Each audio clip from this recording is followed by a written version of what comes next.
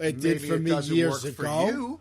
It's funny because it did for me years ago. Right. It's funny because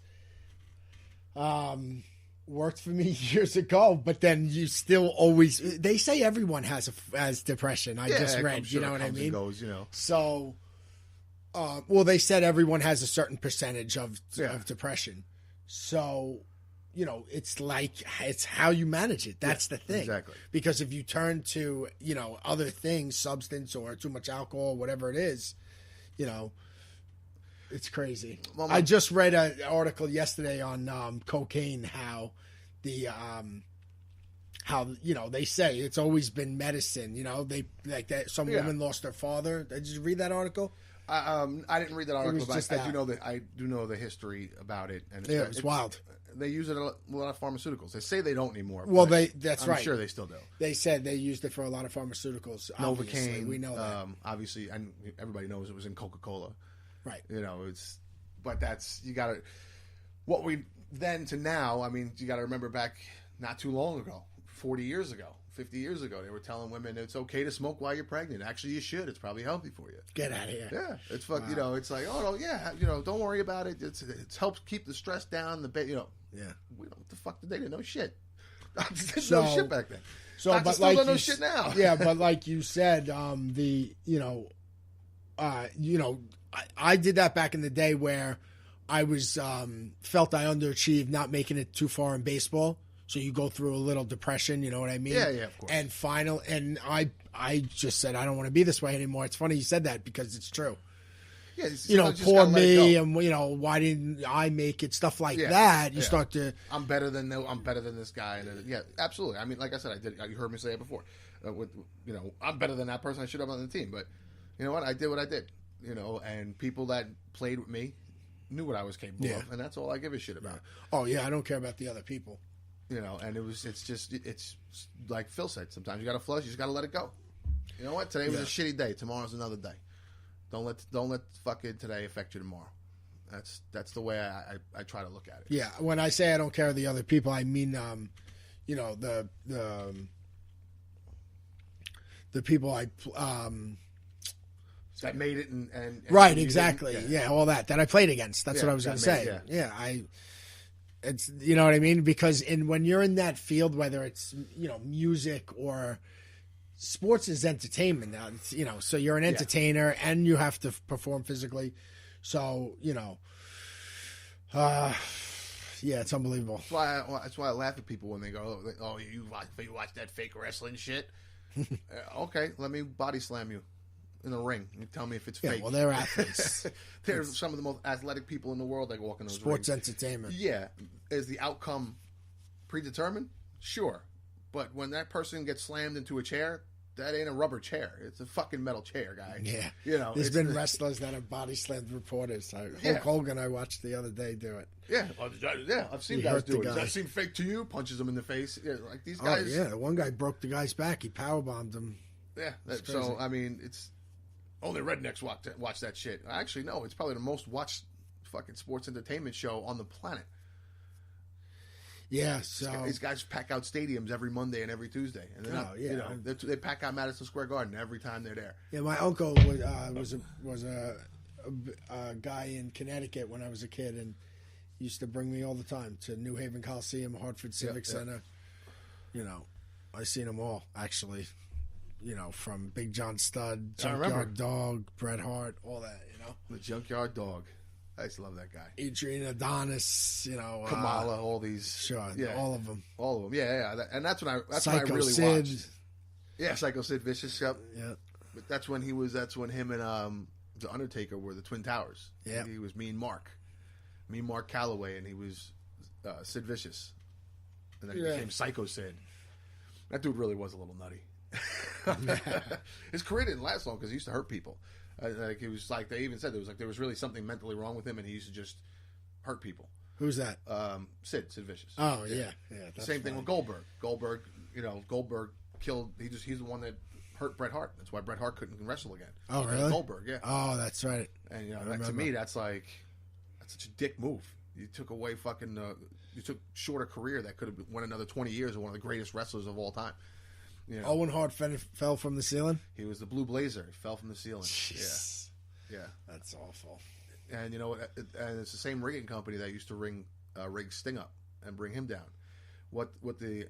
From what I hear, what happened is the guy was like, "I'm going to tap you on the shoulder when you're ready to go," and Owen didn't respond. And he was like, "Okay, you understand? You hear me?" And Owen was like, "Oh, okay," and jumped. Fucking fell 20 feet, 30 feet down the air. It wasn't the fall that killed him. He hit the ring and flew back into the ring post. The ring post fucking killed him. Get out of here. Yeah, that's the story. He fell back. He flew backwards, hit his head on the ring post. And fucking, yep, that's what killed him. It's crazy. It's fucked up. You got to figure on what was he thinking on the way down. I know. I just was going through all that thought process. What are you thinking on the way down? Just like that kid because I was thinking if you land on your legs, maybe you can live. And yeah, I'm sure if he would have just fell. No, but that's high. Yeah, it is high. It is high. That's the problem. It is high. You talking organs, 2 or 3 stories, yeah. But people have lived. Shit, people have fell out of airplanes and lived 20,000 feet, broke all their bones, but lived. Oh, anything's possible. No thanks. You know, the fucking just like that free runner. He was doing used to go up on the top of these fucking 60-story fucking buildings doing backflips. He did a fucking backflip, didn't catch it right, and he could. It was either there's 2 ways to go. He could have jumped left and ended up on the building, or jumped right. But the way his body was propelling, he jumped out and fucking flew 60 stories down. Fucking killed himself.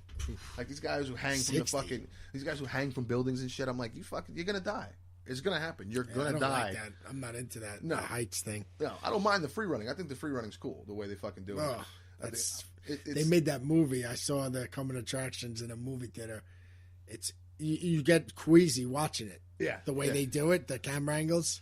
Oh yeah. But the way the guys do flips and jump over shit. I mean, on the ground, that's cool. Once you start getting up in the fucking buildings and shit, you're jumping across fucking 30-story buildings, and that's not for me. Yeah, I don't even like to hike if the cliff's too high. Yeah, that one guy hanging off the side of the building with his fingers. Yeah, if fucking out of his mind, you're gonna fall. You're gonna slip and fall one day. You're gonna die. You're gonna die in early age because it's gonna happen. It's fucking inevitable. None of these guys live to be. You're not gonna be 60 years old because you're doing stupid shit. Yeah, you do stupid shit. Shit happens. It's like being a fucking snake wrangler. Every one of those fuckers get bit at one point in time. Yeah, you're playing with cobras all the time. You're eventually gonna get bit by one of these fucking things. It's not look what happened to a crocodile hunter. Yeah, that was terrible. He didn't even get eaten by a crocodile. He got fucking a stingray. Right? And stingrays aren't even aggressive animals. No. He just startled it, and the thing went to swim away. And fucking terrible way to go. And what a shot. Right in the heart. That's insane. And from what I know, he came up and pulled it out. Had he not pulled it out, he would have lived. That was the story, right. He would have lived. But it's like the scene in John Wick 2. Have you seen John Wick 2? No. He fucking stabs this guy in the heart and sits him down and goes, as long as you don't pull a knife out, you'll live. And the guy's just sitting there like, fuck. He's like, so I'll see you around. Like leaves and shit. Yeah, they were going through this whole big battle and he fucking stabs him in the heart. It's like, get yourself to a hospital, but as long as you don't pull a knife out, you'll live. Fucking crazy. Oh my God, man. Yeah, no, it's good movie. I like those movies. I'm not a big action fan, but I do like the John Wick movies. I watch mainly comedies and shit. Yeah, like I've been watching Marx Brothers movies repeatedly from the 30s and the 40s and shit. And everybody's like, "What?" The people at the library are looking at me like, "Are these for you?" I'm like, yeah. They're like, "How do you know about this?" I'm like, "Well, my dad used to make me watch these." I was like, "But this is my first glimpse into the comedy world when I was a kid, 8, 9 years old." I was like, and these guys were fucking hilarious to me. I was like, if anybody got me interested in comedy, it was the fucking Marx Brothers. Yeah. I was like, so I go back and I reflect, and I've been watching they have about 12 or 13 movies. I've gotten through about 6 of them. I'm like, I'm going to watch them all again, and then I'm probably just going to buy the whole fucking catalog just for the fuck of it. So when I feel like watching it, I'll just watch it. Yeah. But you can't find it, like I have to get DVDs because you can't find it on like these new, like the show boxes. Or, you can't find them on these on these technological apps. They're not there. They don't go back that far. So, fucking DVD it is. Why not? Yeah. I mean, I got a whole fucking DVD collection anyway. Might as well use a DVD player. Yeah, I have some DVDs. I broke it out not too long ago. Yeah. Watched some movies, yeah. I'm a hoarder. I can't I can't help it. I can't help it. When it comes, like, I spent money on all those damn DVDs. I have like 200 DVDs. I spent 20, 25 bucks on each one of those fucking things. I'm not throwing them out. Yeah, exactly. I'm not throwing them out. I still got a DVD player that works. I'm gonna watch these things. I watched Slumdog Millionaire on DVD. Never seen that. After surgery, I was in a room. I hooked it up. Oh, you never saw it? Mm-mm. The guy wins money on the game show. They think he cheated, and they grab him. Like in India. Oh yeah, I know it was bad. Yeah, I know it was bad. I forget exactly where it was. That kind of reminds me. Wasn't there a show? Wasn't there a movie like that called Game Show back in the day that John Turturro was on? Oh, I vaguely remember the name Game Show. Yeah, John Turturro was on there, and he was. They were giving something about they were giving the answer. Somebody cheated and he figured it out, and that was a whole big thing. I don't remember the movie that well because it's an older movie. But the movie shows him learning each answer. Yeah. It's great. Yeah, exactly. Yeah. Exactly, and then he exposes them and shit at the end. It's crazy. People, they redo shit all the time, these goddamn movie people. Of course. They say everything good has been invented already. That you're just you have to take something that's already been done. Well, yeah, and I always say that's in everything, in art, in baseball, every thought and music. That you think of, somebody else has thought of already. Right. I mean, yeah. Even these inventions, he's got these new inventors. It's like, yeah, you thought of that yourself, but I guarantee you there's 5 other people around the world that thought about that too, just didn't have the means to get it done. Yeah, or even take it serious enough to do it. Like that's the snakeboard. You know what the snakeboard is, right? The one with the 2 wheels, skateboard with the 2 wheels. Oh, yeah, sure, of course. I invented that when I was 14. I have I wrote it out, I drew the specs out and everything. I just didn't have the money to put it into an invention. What's that thing called? And then it came out like 10 years later, and the fucking guy's a multi-fucking millionaire. Yeah, I forget what that thing's called now. It's bothering me. The hoverboard? No, it's got the 2 wheels. I don't think it's called a snakeboard anymore. Yeah, no, it's something else now. I don't know what it's called. This other kid had this kid. But I see him all the time. I'm like, motherfucker, I invented that shit. I forget what it's called. I don't get no goddamn credit or nothing. But that's, anything that you can think of has already been thought of. In comedy, the same thing. Bits get, not that they get recycled. Bits don't get recycled, but you have no idea that someone else did this bit. Right. And then you go and do it, and it's like, yo, you stole that bit. Who? Well, who has that bit? Same thing in hip-hop. You hear lines all the time, and it's like, it's just a recycled line that somebody else thought of, but they made. If you're not a big hip-hop fan, you're not going to notice. It's crazy how that works. Yeah, absolutely. Too many people in the world. There's no way you can have a single thought that somebody else But has. see, that makes it even more challenging because you have to take all known information on Earth here and make your, your dynasty. Whatever you, whatever you do. You got to find a way to get yourself ahead. Very hard. And, be original at the same time and not. See, that's why guys like us, we do comedy stuff like. My best attribute ever by far is that I'm myself. Yeah. You know what I mean? And because first of all, you're being real.